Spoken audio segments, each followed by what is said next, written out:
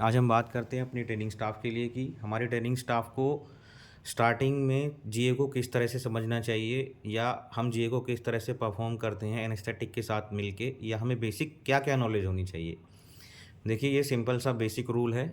आपको इन 3 स्टेप्स को फॉलो करना है तो कोई प्रॉब्लम नहीं होने वाली है। बेसिकली आपको इन चीज़ों के बारे में थोड़ी थोड़ी नॉलेज होनी ज़रूरी है। ज़्यादा नॉलेज होनी बहुत अच्छी बात है, लेकिन बेसिकली थोड़ी थोड़ी नॉलेज तो आपको ज़रूरी होनी चाहिए कि हम जीए कैसे देते हैं, हमें किन किन स्टेप्स को फॉलो करना होता है। जब आप किसी भी पेशेंट को जनरल एनेस्थीसिया दिला रहे होते हो, सबसे पहले आपको अपनी इंट्यूबेशन ट्रॉली को रेडी करना होता है। इंट्यूबेशन ट्रॉली को किस तरह से रेडी करते हैं उसका वीडियो मैंने चैनल पे ऑलरेडी डाला हुआ है। तो आज बात करते हैं जनरल एनेस्थीसिया के बारे में। बेसिकली एक बिगिनर्स को, या एक टेक्नीशियंस को, या एक ट्रेनिंग स्टाफ्स को, या एक स्टूडेंट्स को जनरल एनेस्थीसिया परफॉर्म कराते वक्त किन किन चीज़ों की नॉलेज अवश्य होनी चाहिए, वो आपके सामने है। First is a pre medication. Pre medication में हम वो दवाइयाँ यूज़ करते हैं पेशेंट को बेहोश करने से पहले, जो कुछ इंपॉर्टेंट्स रोल प्ले करती हैं, और जिनमें से कुछ दवाइयों के नाम मैंने आपके सामने लिखे हुए हैं जो मोस्टली आजकल कॉमनली ज़्यादातर यूज़ किया जाता है। फर्स्ट है pre medication that glycopyrrolate, emeset and opioids. Glycopyrrolate जो ड्रग्स आप यूज़ करते हो वो आपकी सिक्रीशंस को कम करती है, एंड एमसेट जो है वो आपकी वोमिटिंग को दूर करती है, और थर्ड ओपाइड्स जो आप यूज़ कर रहे हैं फेंटानिल, वो आपके पेन और आपका सेडेटिव होने का काम करती है, और आपका थोड़ा स्ट्रेस को भी दूर करती है। सेकंड है आपका इंडक्शन एजेंट। आप पेशेंट को सुलाने के लिए इंडक्शन एजेंट जो आपके काम करते हैं वो आपके पेशेंट को नींद लाने का काम करते हैं, जिनमें से 2 तरह के ग्रुप हैं ड्रग्स के, बारबुचरेट ड्रग्स एंड नॉन बारबुचरेट। बारबुचरेट्स के अंदर थायोपेंटेन आती है, वो ज़्यादातर मोस्टली आप साइकेट्रिक पेशेंट्स को शॉक दिलाने के लिए यूज़ करते हैं विद प्रोपोफोल।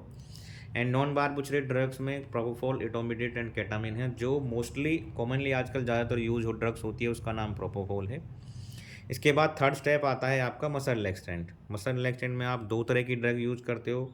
फर्स्ट है आपका सक्सेनाइल कोलिन, जिसको शॉर्ट एक्टिंग मसल रिलैक्सेंट बोला जाता है, एंड सेकंड है नॉन डीपोलराइजिंग मसल रिलैक्सेंट, जिसको आप लॉन्ग एक्टिंग बोलते हैं। इन दोनों में थोड़ा डिफरेंस है।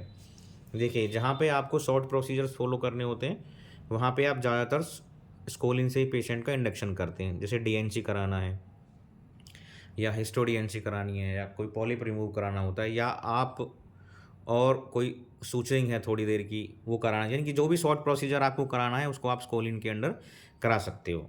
या कोई बर्न ड्रेसिंग करानी है, वो भी नहीं, बर्न ड्रेसिंग, बर्न पेशेंट को स्कोलिन नहीं देते। एंड सेकंड है नॉन डिपोलराइजिंग, यह है लॉन्ग एक्टिंग ड्रग्स। इसमें आप यूज़ करते हो vecuronium, second is rocuronium, and third is atracurium. इन दवाइयों के बीच में फ़र्क क्या है, कि डीपोलराइजिंग और डीपोलराइजिंग का फ़र्क कैसे पता लगेगा आपको इनमें करना क्या होता है, ये अलग टॉपिक है, इसके बारे में मैंने डाला हुआ है, बट मैं आपको थोड़ा सा डिस्कशन यहाँ ज़रूर करूँगा। क्योंकि सक्सेनाइल कोलिन जो ड्रग है उसको आपको रिवर्ट करने के लिए, यानी कि पेशेंट के अंदर से सक्सेनाइल कोलिन का इफेक्ट ख़त्म करने के लिए आपको रिवर्सल की रिक्वायरमेंट नहीं पड़ती। रिवर्सल नियोस्टिग्मिन प्लस में ग्लाइकोपायरोलेट ड्रग का कम्बिनेशन आता है।